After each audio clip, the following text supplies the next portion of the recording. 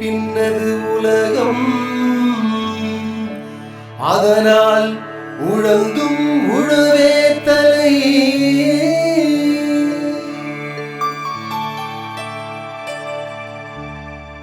எங்களது நிறுவனத்தில் விவசாயிகளுக்காக பண்ணை திரள் பரிசோதனை, முதல்நிலை செயல் விளக்கம், பயிற்சிகள் எல்லாமே அளித்து வந்துட்டுருக்குறோம்.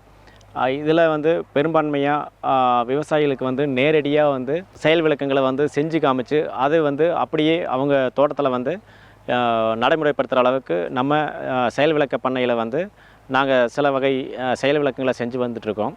இதில் தற்காலத்தில் பார்த்திங்கன்னா பந்தல் காய்கறி உற்பத்தியில் விவசாயிகள் நிறையா கஷ்டங்களை அனுபவிச்சுட்டு வந்துட்டுருக்காங்க. இதில் என்ன ஒரு பெரிய பிரச்சனை அப்படின்னா, பந்தல் வகை காய்கறிகள் நம்ம பண்ணும்போது நேரடியாக நம்ம பந்தல் அமைச்சு அது மேலே கொடி வகைகளை படர விடும்போது அதில் பூச்சி மருந்துகள் தெளிப்பு, காய்கள் நம்ம எப்படி கண்காணிக்கிறது பூச்சி நோய் தாக்காமல், அதே மாதிரி என்னென்ன வகையான பூச்சிகள் தாக்குது, என்னென்ன வகையான நோய்கள் தாக்குது அப்படிங்கிறது எல்லாமே நாம் கூர்ந்து கவனிக்க வேண்டிய அவசியமாக இருக்கும். அப்புறம் இதில் இன்னொரு கஷ்டம் என்னென்னா, நம்ம தண்ணி கட்ட போகிறதுலையும் கூட, நம்ம தண்ணி பாய்க்கிறதுலையும் கூட அதில் நிறைய கஷ்டங்கள் இருக்குது. இப்போ இதை எல்லாமே நாங்கள் கருத்தில் எடுத்துகிட்டு விவசாய பெருமக்களோட நாம் இணைஞ்சு அவங்களோட கஷ்ட நஷ்டங்களை நாம் தெரிஞ்சுக்கிட்டு அதுக்கப்புறமா இந்த பந்தல் முறையில் மாற்றலாம் அப்படின்ட்டு ஒரு விவசாயிகளோட சேர்ந்து நாங்களும் இந்த செயல்முறையை இப்போ நடைமுறைப்படுத்தியிருக்கோம். இந்த இதில் என்ன அப்படின்னா, முதல் என்ன இதில் ஒரு சிறப்பு அப்படின்னா, நோய்கள் பூச்சி மேலாண்மை அப்படிங்கிறது இதில் ரொம்ப ஈஸியாக இருக்கும். அதாவது இந்த முறைக்கு நாம் டிஷ் பந்தல் முறை அப்படின்னு சொல்கிறோம். அதாவது வட்ட வடிவ பந்தல் முறை அப்படின்னு நாம் சொல்கிறோம். இந்த வட்ட வடிவ பந்தல் முறையில் நாம் என்ன செய்கிறோம் அப்படின்னா, கொடி வகை காய்களுக்கு மட்டும் இது ரொம்ப ஏற்றதாக இருக்கும். இந்த கொடி வகை காய்கறிகளை நாம் இதில் நம்ம நிலத்தில் ஊன்ற மாதிரி அதிகப்படியான விதைகள் நம்மளுக்கு தேவைப்படாது. இதில் நம்ம முறையை எப்படி செய்யணும் அப்படிங்கிறத நம்ம ஒவ்வொன்றா விரிவாக பார்க்கலாம். முதல் எடுத்தோடனே நாம் என்ன செய்கிறோம் அப்படின்னா, நிலம் பண்படுத்துதல் அல்லது நிலம் தயாரிப்பு அப்படிங்கிறத நம்ம பார்க்கலாம். இப்போது நாம் நார்மலாக எல்லா பந்தல் காய்கறிகளுக்கும் நம்ம நிலத்தை தயார் செய்கிற மாதிரியே தான் இந்த இதுலேயும் நம்ம பண்ண போகிறோம். கிட்டத்தட்ட 3-4 உழவுகள் நம்ம இடுறோம், அடி உழவு. அதுக்கப்புறம் பார்த்திங்கன்னா ஒரு ஏக்கருக்கு குறைஞ்ச அளவு ஒரு 12 டன்லேருந்து 25 டன் வரைக்கும் நாம் தொழு உரம் போடுறோம். இது எல்லாமே நாம் போட்டுட்டு அடி உழவு நாம் செஞ்சுட்டு அதுக்கப்புறமா பந்தல் அமைக்கிறோம்.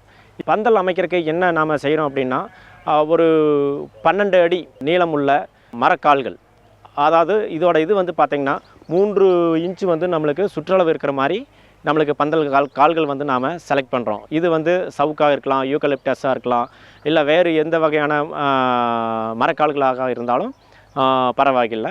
மரக்கால்களை நாம் அப்படியே தரையில் ஊன்றும் போது என்ன ஆகும் அப்படின்னா, கரையான் பிடிச்சிக்கும். அப்போது அந்த கரையான் பிடிக்காமல் இருக்கிறதுக்கு நாம் என்ன செய்கிறோம் அப்படின்னா, அடியில் காங்க்ரீட் நம்ம போட்டுக்கணும். அதாவது பந்தக்கால்களை பூமியில் நாம் நடும்போது அந்த பூமிக்குள்ளே காங்க்ரீட்டு கலவையை நாம் நிரப்பி அதுக்குள்ளே பந்தக்காலை நடுறோம். அதுக்கு முன்னாடி நாம் என்ன செய்கிறோம் அப்படின்னா, இந்த பந்தக்கால்கள் வெயில் அப்புறம் மழை இதில் எல்லாம் பாலடையாமல் இருக்கிறதுக்கு நாம் என்ன செய்கிறோம்னா, மேலே நாம் இந்த மல்ச்சிங் பர்பஸ்க்காக நாம் யூஸ் பண்ணுற அதே மல்ச்சிங் சீட்டை நாம் இந்த பந்தக்காலில் நாம் சுற்றி அதை ஒரு கெட்டியான ட்ரெயின் மூலமாக நாம் சுற்றி அதை பிரிஞ்சு போகிறதுக்கு இல்லாமல் நாம் பார்த்துக்கணும். கீழே காங்க்ரீட் போட்டு நிரப்பிட்டோம் அப்படின்னா மினிமம் 5 வருஷம் 6 வருஷத்துக்கு அது கரையான்கள் ஏறாது. வெயில் அப்புறம் மழை இதில் அந்த மரக்கால்கள் சேதம் இல்லாமல் நாம் பார்த்துக்கலாம். பார்த்திங்கன்னா ஒரு ஏக்கருக்கு கிட்டத்தட்ட 177 பந்தல் கால்கள் நம்மளுக்கு தேவைப்படும்.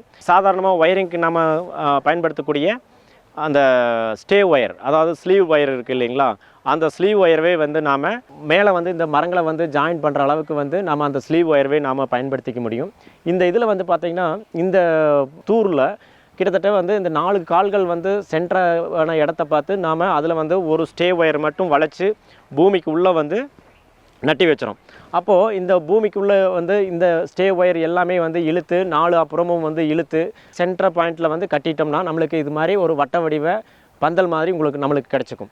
அப்புறம் இதில் பார்த்திங்கன்னா சாதாரணமாக பந்தலுக்கு கட்டக்கூடிய அந்த நைலான் கயிறுகள் நாம் சுற்றி நம்ம கட்டுறோம். கிட்டத்தட்ட ஒரு அரை அடிக்கு பார்த்திங்கன்னா ஒரு நைலான் ஒயர் நாம் கட்ட வேண்டியது இருக்கும் வட்ட வடிவமாக.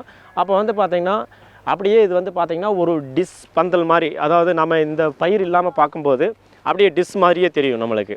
அப்போது இதில் வந்து இது மாதிரி வந்து நம்ம டிஸ்பந்தலை அமைச்சிக்கிறோம். சரி, இந்த டிஸ்பந்தலை அமைக்கிறதுனால ஒரு முக்கியமான பயன் என்ன அப்படின்னா, இப்போது நம்ம பூமியில் வந்து 1 சென்ட் நிலமை வந்து நாம் பயிர் பண்ணுறோம் அப்படின்னா, இந்த இதில் வந்து பார்த்திங்கன்னா 1.5 சென்ட் அது அதிகமாகிக்கும். ஏன்னா இது கூம்பு வடிவமாக இருக்கிறனால நாம் 1 சென்ட் நாம் பயிர் பண்ணுற இது வந்து பார்த்திங்கன்னா 1.5 சென்ட் வந்து பலன் தரக்கூடிய வகையில் நாம் மாற்ற முடியும். அதாவது நாம் இந்த டிஸ்ஸில் வந்து பார்த்திங்கன்னா 1/2 சென்ட் நம்மளுக்கு அதிகமாகிடும். அப்போது 1/2 சென்ட் வந்து நம்மளுக்கு அதிகமாகும் போது மகசூலும் வந்து நம்மளுக்கு அதிகமாகும்.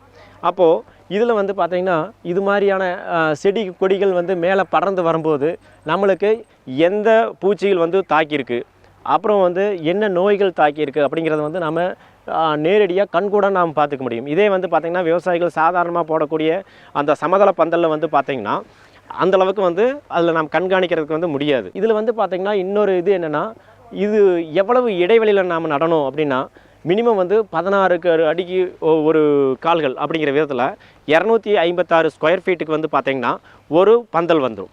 இது மாதிரி ஒரு டிஷ் வந்துடும். அப்போது ஒவ்வொரு பந்தலுக்கு வந்து பார்த்திங்கன்னா முதல் பந்தலுக்கு வந்து உங்களுக்கு 4 கால்கள் தேவைப்படும். அதுக்கு அடுத்தது வந்து ஒவ்வொரு பந்தலுக்கு வந்து 2 வச்சோம்னா இதோட ஜாயின் பண்ணி போகும்போது கிட்டத்தட்ட 177 கால்கள் இருந்ததுன்னா போதுமானது. அப்போது இதுக்கு உள்ளே வந்து பார்த்திங்கன்னா நாம் இன்னொரு வருமானம் எடுக்கக்கூடிய ஒரு நல்ல தொழில்நுட்பம் என்ன அப்படின்னா கீரைகள் சாகுபடி. இந்த இதில் வந்து பார்த்திங்கன்னா ஒவ்வொரு பந்தலுக்கும் கீழே ஃபஸ்ட்டு நாம் எடுத்த உடனே வந்து பார்த்திங்கன்னா அந்த செடி வளராத போது சூரிய வெளிச்சம் நல்லா படும். அப்போது அந்த சூரிய வெளிச்சம் நல்லா படும்போது நம்ம இந்த கீழே இருக்கக்கூடிய நிலப்பரப்பை பயன்படுத்தி இதில் வந்து நாம் கீரை வகைகள், எல்லா வகையான கீரை வகைகளும் நாம் பயன்படுத்தலாம். சில டைம் வந்து பார்த்திங்கன்னா புதினா போன்ற பல பருவ கீரைகளை வந்து நாம் விதைச்சி விடும்போது என்ன ஆகும்னா, நிழல் கட்டும்போது அதோட மகசூல் வந்து கம்மியாயிரும். அதுக்கு அடுத்தது இந்த பயிர் வந்து அறுவடை முடிஞ்சு இதாகும்போது மறுபடியும் அது வந்து தழைச்சிக்கும். அப்போ வந்து பார்த்திங்கன்னா ஒரு விவசாயிக்கு ஒரு நிரந்தரமான ஒரு வருமானம் இதில் வந்து கிடச்சிட்டே இருக்கும் கீரை சாகுபடியில். இந்த கீழ்பரப்பில் வந்து நாம் கீரை சாகுபடி பயிர் பண்ணுறதுனால இன்னொரு பெனிஃபிட் என்னென்னா, நம்ம வேருக்கு தேவையான அளவுக்கு ஈரப்பதத்தை வந்து உள்ள மூடாக்கு மாதிரி நாம் கவர் பண்ணிக்க முடியும். அதுக்கு அடுத்தது வந்து களைகள் வந்து ஏறாமல் வந்து நம்மளுக்கு செலவு வைக்காது. களை எடுக்கிற செலவு வந்து நம்மளுக்கு மிச்சமாகும். அதனால் கீரை சாகுபடி செய்கிறது மூலமாக விவசாயிக்கு வந்து ஒரு நன்மை விளைவிப்பதுடன் அடிஷ்னலாக வந்து ஒரு வருமானம் வந்து வரக்கூடிய ஒரு சாகுபடியாகவும் இருக்கும். அதுக்கு அடுத்தது இந்த பந்தலில் வந்து சுற்றி பக்கம் பார்த்திங்கன்னா அந்த நடுப்பகுதியில் ஒரு மண் மேடான பகுதி மாதிரி இருக்கும். இதில் என்ன அப்படின்னா காயர்பித்து கம்போஸ்ட், அப்புறம் வந்து தென்னை நார் கழிவு உரம், கம்போஸ்ட் உரம்னு நம்ம சொல்கிறோம். அதுக்கு அடுத்தது மண்புழு உரம், அடுத்தது சமபங்க மண். இந்த மூன்றையும் வந்து 1:1:1 அப்படிங்கிற விதத்தில் கலந்து நாம் வந்து ஒரு மேடை மாதிரி அமைச்சு அதில் வந்து விதைகளை ஊனிட்டோம் அப்படின்னா விதைகள் வந்து சீக்கிரம் முளைச்சி சீக்கிரம் வந்து நல்லா வந்து வேர் விட்டு நல்லா வளரும். அதுக்கு அடுத்தது வந்து அப்படியே வந்து வேர்கள் வந்து பரவி வர நம்ம இந்த இந்த இதுலேயே வந்து பார்த்திங்கன்னா இந்த ஸ்டே ஒயர்லேயே வந்து பார்த்திங்கன்னா தெளிப்பு நீர் பாசனத்தை வந்து நாங்கள் பண்ணியிருக்கோம். அதில் வந்து என்ன ஆகும்னா நம்மளுக்கு தேவையான அளவுக்கு வந்து தண்ணீர் வந்து கிடச்சிக்கும். கிட்டத்தட்ட ஒரு 15-20% தண்ணி நம்மளுக்கு வந்து போதுமானது. அதிகமாக வந்து தண்ணி வந்து இதில் வந்து கிட்டத்தட்ட 80% அளவுக்கு வந்து நாம் தண்ணியை வந்து மிச்சப்படுத்த முடியும். ஏற்கனவே வந்து கொடி வகைகளுக்கு வந்து ரொம்ப அதிகமாக தண்ணி தேவையில்லை. இந்த அளவுக்கு போதுமான அளவுக்கு வந்து சொட்டு நீர் பாசனம் மூலமாக நாம் தண்ணியை வந்து பாய்ச்சும்போது கிட்டத்தட்ட 80% அளவுக்கு நம்மளுக்கு தண்ணீர் தேவை வந்து மிச்சமாகுது. அடுத்தது பூச்சிகள் அதிகமாக தாக்காத இருக்கிறதுக்கு வந்து என்ன அப்படின்னா, இப்போ வந்து நம்ம national centre for organic farming அந்த நிறுவனத்திலிருந்து ஒரு புது வகை திரவம், அதாவது டீகம்போசர் அப்படின்னு நாம் சொல்லுவோம். அந்த டீகம்போசரை வந்து நாம் பல்லுயிர் பெருக்கம் செய்து 10 லிட்டர் தண்ணிக்கு 3 லிட்டர் அப்படிங்கிற விதத்தில் வந்து நாம் கலந்து தெளிக்கும் போது உயிரியல் முறை பூச்சி கட்டுப்பாடாக இருந்தாலும் சரி, நோய் கட்டுப்பாடாக இருந்தாலும் சரி, அல்லது வந்து ரசாயன முறை பூச்சி நோய் கட்டுப்பாடாக இருந்தாலும் சரி, எல்லா பக்கம் வந்து பார்த்திங்கன்னா நாம் ரொம்ப எளிமையாக வந்து இதில் கட்டுப்படுத்த முடியும். ஏன்னா வந்து நோய்கள் தாக்குறது அல்லது இந்த ஃப்ரூட் போரர், அதாவது காய் துளைப்பான், இது மாதிரியான பூச்சிகள் வந்து நம்ம இதை தாக்கும்போது எளிமையாக வந்து நாம் கண்டுணர்ந்து அதை வந்து உடனே வந்து நாம் கண்ட்ரோல் படுத்திக்க முடியும். இது அதாவது வந்து பார்த்திங்கன்னா அடுத்தது உரநீர் பாசனம். உரநீர் பாசனத்தை வந்து என்ன செய்கிறோம் அப்படின்னா, நாம் சொட்டு நீர் பாசனத்துக்கூடவே வந்து உரங்களையும், அதாவது திரவ உரங்களையும் இது பண்ணலாம். நீரில் கரையும் உரங்களையும் வந்து நாம் இதில் வந்து செலுத்தி உரச்செலவை வந்து கட்டுப்படுத்தலாம்.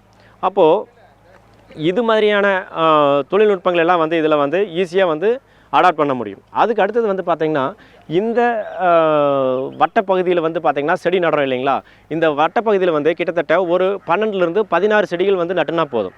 அப்போது இதில் என்ன ஆகும் அப்படின்னா, ஒரு குறிப்பிட்ட அளவுக்கு வந்து பிளான்ட் பாப்புலேஷன் வந்து இருக்கிறதுனால அதோட முழு அளவு காய்ப்பு திறனில் வந்து நல்லா காய்க்கும். கிட்டத்தட்ட ஒரு செடியில் வந்து கிட்டத்தட்ட 1.5 கிலோவிலிருந்து 4.5 கிலோ வரைக்கும் இதில் வந்து காய்க்கிற அளவுக்கு சான்ஸ் இருக்குது.